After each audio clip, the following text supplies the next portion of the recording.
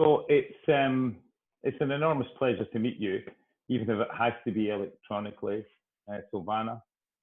As the chair and the co-founder of the European Leadership Network, it's an opportunity to welcome you as a member of the network and to express my personal pleasure that you accepted our invitation to join. So we're thrilled to have you as a member. You're a significant political leader, having held the offices of member and of vice president, in fact, of the European Parliament. You're also the founder of Women Political Leaders, an organisation which has the very obvious aim to increase the number and influence of women in political leadership roles. You believe that convening women who are already political leaders can drive positive change and accelerate the impact and visibility of women in leadership, and I agree that that's the right aim and that is what will happen. So the ELN also believes in the power of networks to affect change. We work to achieve progress on common political and security challenges, and to give Europe the diversity of its voice in the transatlantic space.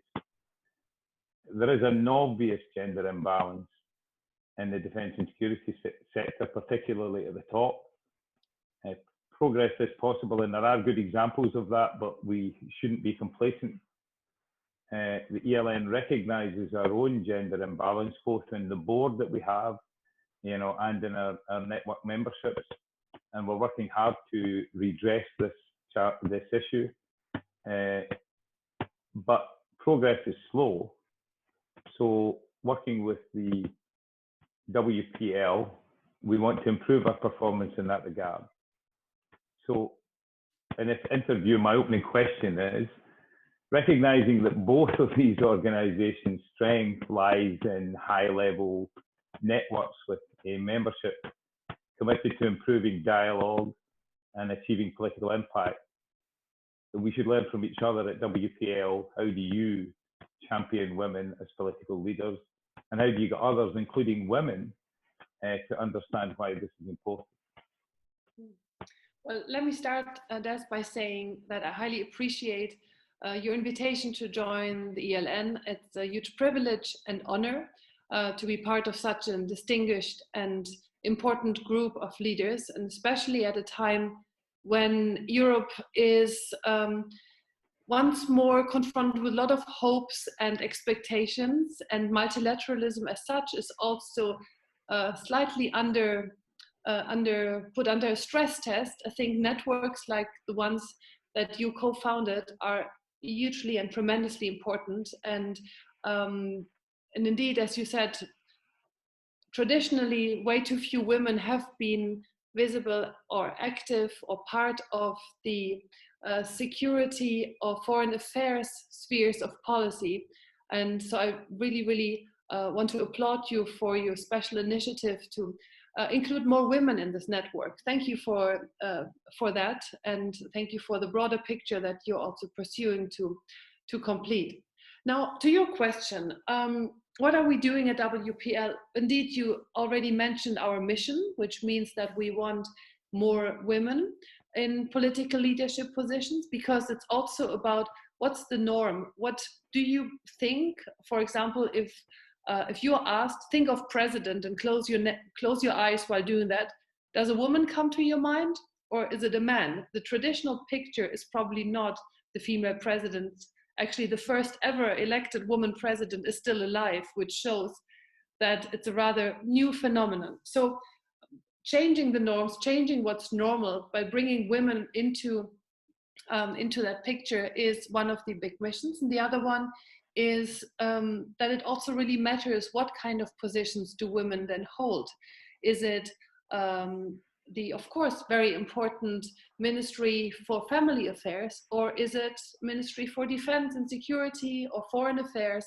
There is a difference, and that needs to also be addressed, that it's not traditional male areas of policy making and traditional female one. And what we found is that basically we call it the 3 magic C's, what women need. That's community, the networking that you already addressed, that also communication, that women are as much heard and as much seen as their male counterparts, which is in politics, you know yourself, always a race and a competition for attention.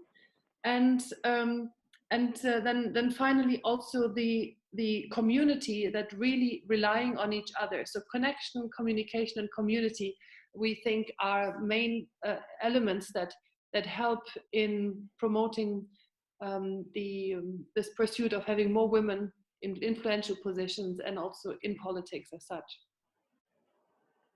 Okay, so I mean, it's interesting that you should say, you know, when you close your eyes and think of leaders, you know, if you think of presidents or prime ministers, who comes to mind?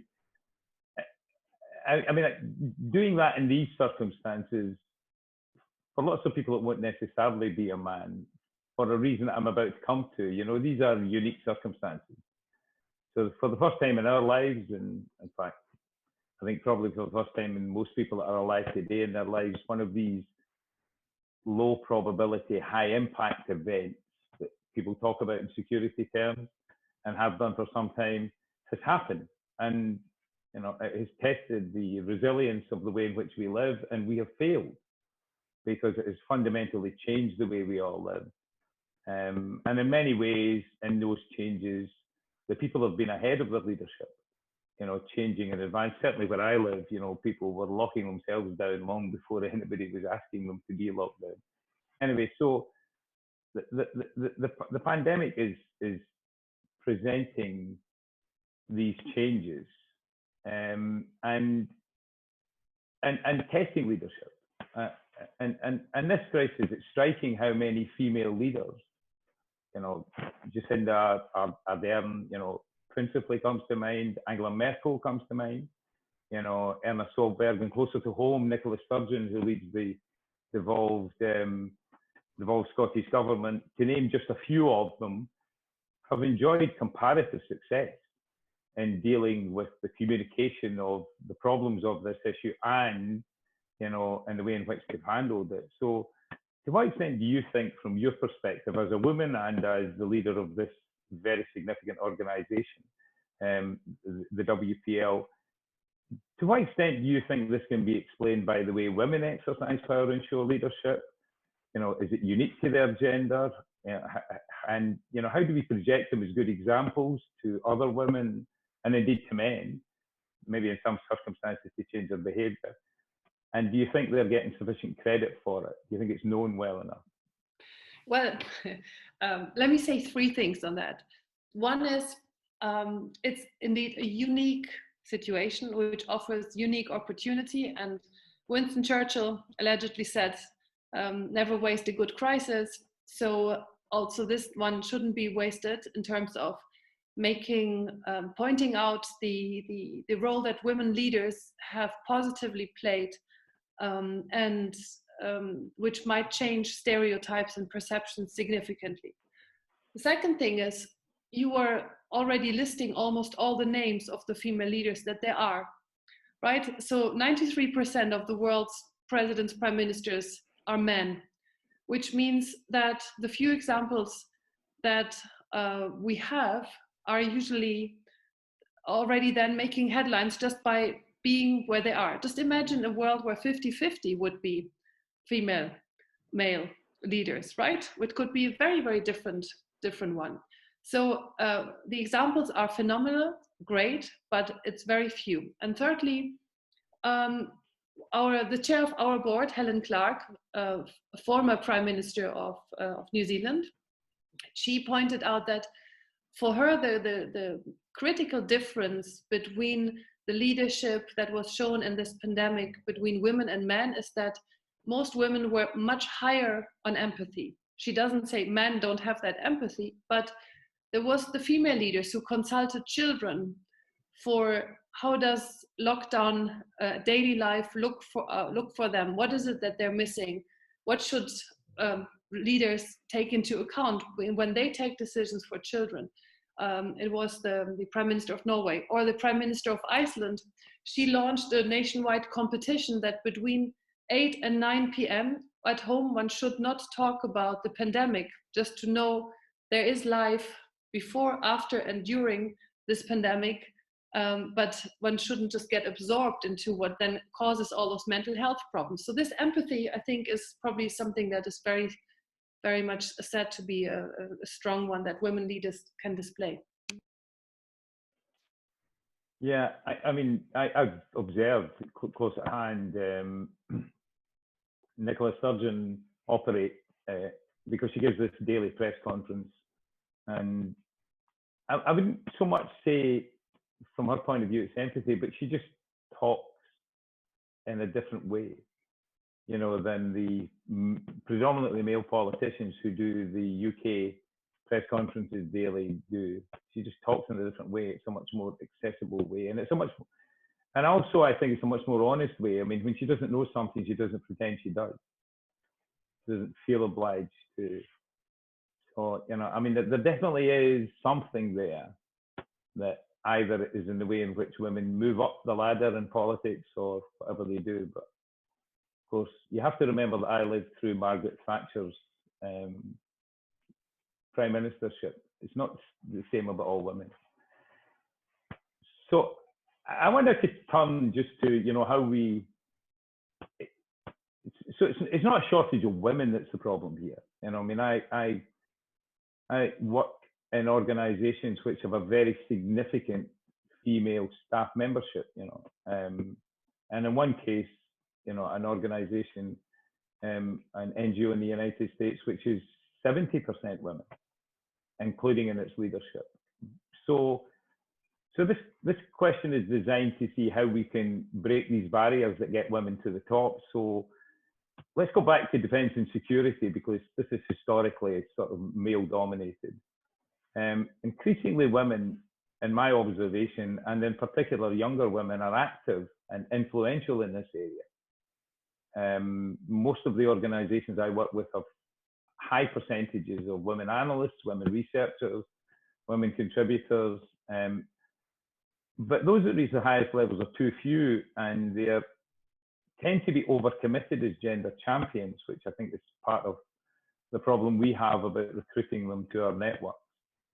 So what can our respective organizations do better to support women and younger women to get to those levels, better to support women who are leaders, and how better to support younger women to get to those levels?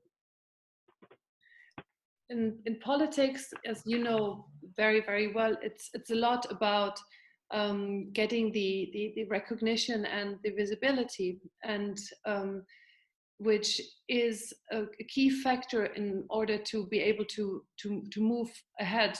Of course, building on knowledge, capacity, and ability. So organizations like yours and ours, what we can definitely do is elevate women leaders who might not be in the sort of database of the usual suspects who get invited to speak at international fora. For example, at the Munich Security Conference, one of the main gatherings for security, for the security community, there are now significant efforts made in the past few years to find women as speakers, and still there are a lot of names which, let's say, in our network, we would be, women political leaders, we would be aware of, that they could be great contributors, which are just not part of the mainstream speaker database, if I can say that. And OECD, another organization that one can't call a feminist organization, but they made it one of their principles to have parity in speakers at the conferences that they can influence. Now, if the ministerial meetings are, they have the ministers that are sent by the member countries, but so these kind of efforts to elevate women to very visible role, to give them recognition, public perception, and public appearances, that's what networks like yours, like ours, can do for women that are in leadership positions already, but who want and are capable of doing this, the step to the highest echelons. Yeah, I mean, there's an opportunity for me to share some of my own experiences. I no longer appear on panels that are not gender balanced. So, and I'm quite often invited to chair panels. And I love doing it because invariably when you get to the question time, men put their hands up and women are reluctant to put their hands up for some reason at the beginning. So I quite often allow 2 or 3 men to ask a question. And then I tell the audience at the beginning of this that until there is gender parity now, nobody else is going to speak. So 3 women now need to ask questions, and from then on it will be man, woman, man, woman, man, woman, you know. And I'm surprised actually how receptive audiences are, including men, to this, apart from those that want that to be the next question, and you know, they're all usually a bit annoyed.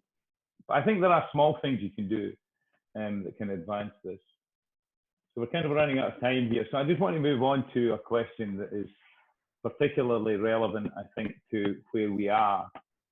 So this pandemic is convincing evidence, if ever it was needed, you know, that we're all interconnected and that we must all, and I mean all, across the whole world, work together to ensure our collective security. There's no question about that.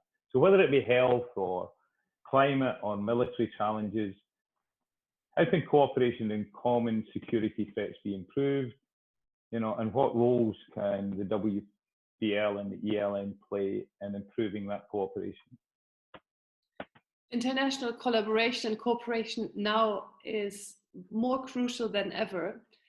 I mean, as you described, the pandemic doesn't stop because there is a border, or because on the one side of the fence there is another language spoken, and on the other it's really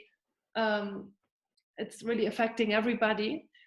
But at the same time, we see that the international institutions that we have in place, like United Nations or like WHO, are under considerable attack, are questioned in their what can they deliver. G20 has also tried to step up in a certain way, but